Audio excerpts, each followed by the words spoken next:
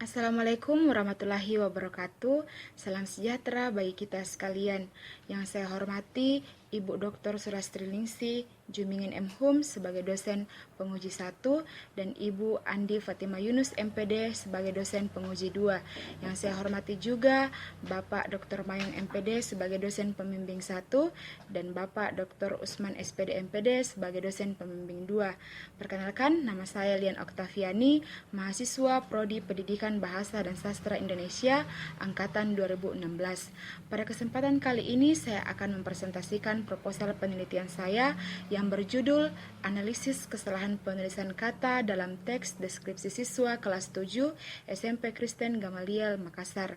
Bab 1 pendahuluan, latar belakang dalam penelitian ini didasarkan pada pembelajaran Bahasa Indonesia kurikulum 2013 yang dirancang agar siswa mampu memiliki 4 keterampilan berbahasa.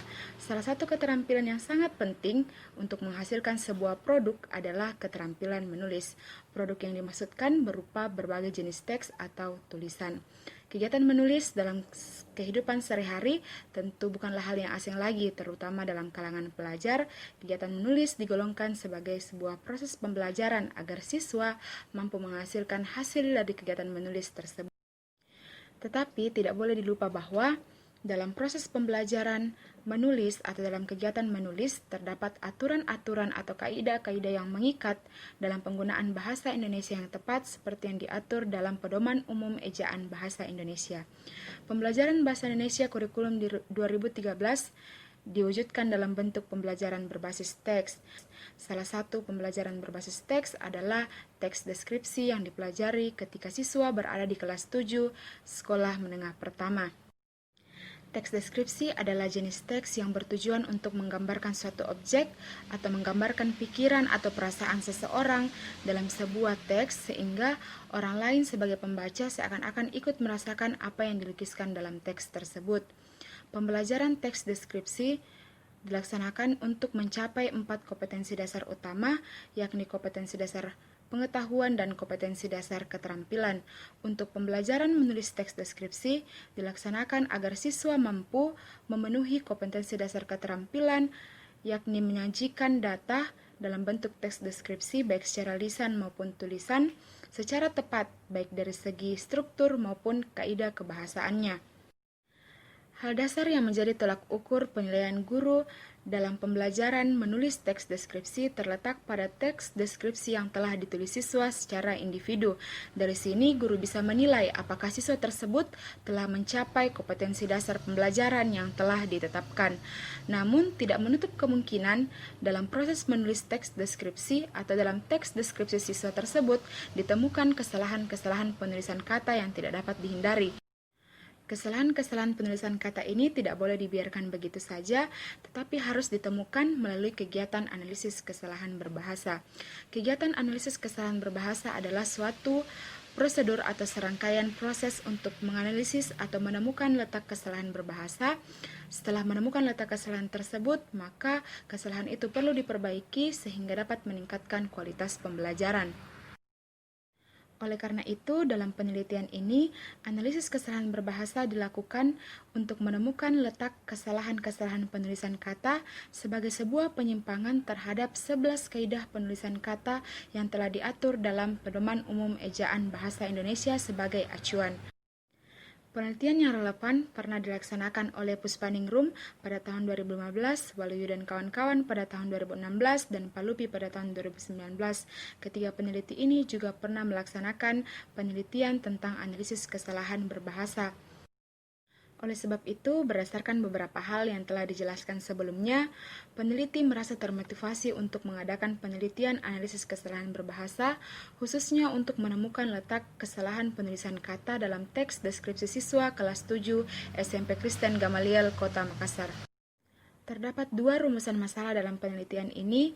Yang pertama yaitu bagaimanakah bentuk kesalahan penulisan kata dalam teks deskripsi siswa. Kemudian yang kedua yaitu apakah faktor-faktor yang menyebabkan atau yang mempengaruhi sehingga terjadinya kesalahan penulisan kata dalam teks deskripsi siswa kelas 7 SMP Kristen Gamaliel, Makassar.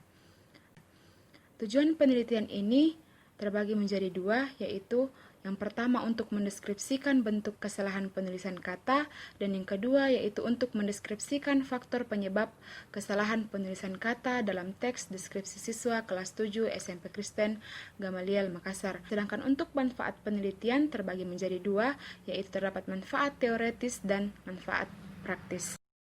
Bab 3. Metode penelitian. Jenis penelitian ini adalah penelitian kualitatif yang bertujuan untuk mendeskripsikan bentuk-bentuk kesalahan penulisan kata dan faktor penyebab kesalahan penulisan kata tersebut.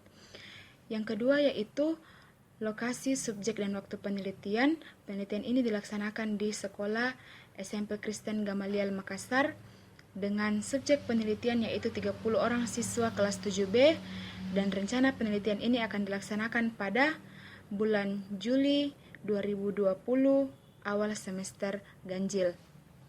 Data dan sumber data. Untuk data penelitian terbagi menjadi dua, yaitu data proses dan data hasil. Data proses diambil dari lembar wawancara berkaitan dengan faktor-faktor penyebab kesalahan penulisan kata, sedangkan data hasil berupa dokumen atau teks deskripsi yang telah ditulis siswa. Sumber data dalam penelitian ini yaitu 30 siswa kelas 7B dan 1 orang guru bahasa Indonesia. Teknik pengumpulan data dan analisis data. Teknik pengumpulan data dilakukan dengan dua cara. Yang pertama yaitu dokumentasi, mendokumentasikan teks deskripsi siswa. Kemudian yang kedua yaitu wawancara, mengajukan pertanyaan-pertanyaan kepada siswa berkaitan dengan kesalahan-kesalahan penulisan kata yang telah dilakukan mereka. Sedangkan untuk teknik analisis datanya mengikuti teknik analisis data oleh Miles dan Haberman yang dimulai dari reduksi data.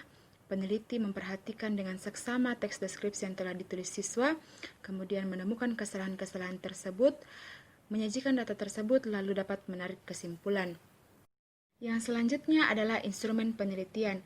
Peneliti berposisi sebagai instrumen utama dalam melaksanakan penelitian. Peneliti memerlukan instrumen pembantu, yakni terdiri dari instrumen pembantu pengumpul data dan instrumen pembantu analisis data. Untuk instrumen pembantu analisis data, peneliti harus bersama-sama dengan guru mempersiapkan proses pembelajaran. Sedangkan untuk instrumen analisis data, peneliti membuat panduan kode berdasarkan kaidah penulisan kata yang tepat yang telah diatur oleh Pedoman Umum Ejaan Bahasa Indonesia. Jadi ketika peneliti menemukan kesalahan-kesalahan penulisan kata dalam teks deskripsi siswa, peneliti menggunakan panduan kode tersebut langsung menulis pada teks deskripsi siswa. Hal ini dapat memudahkan peneliti dalam mencatat kesalahan-kesalahan penulisan kata yang telah dilakukan oleh siswa. Yang terakhir adalah prosedur penelitian. Prosedur penelitian berisi serangkaian langkah-langkah dalam melaksanakan proses penelitian, dimulai dari tahap persiapan, kemudian tahap pelaksanaan penelitian, yang ketiga tahap pengecekan dan pembuktian validitas, dan yang terakhir tahap penyelesaian. Demikianlah yang dapat saya sampaikan berkaitan dengan proposal penelitian saya. Kurang lebihnya mohon dimaafkan. Saya ucapkan banyak terima kasih. Assalamualaikum warahmatullahi wabarakatuh.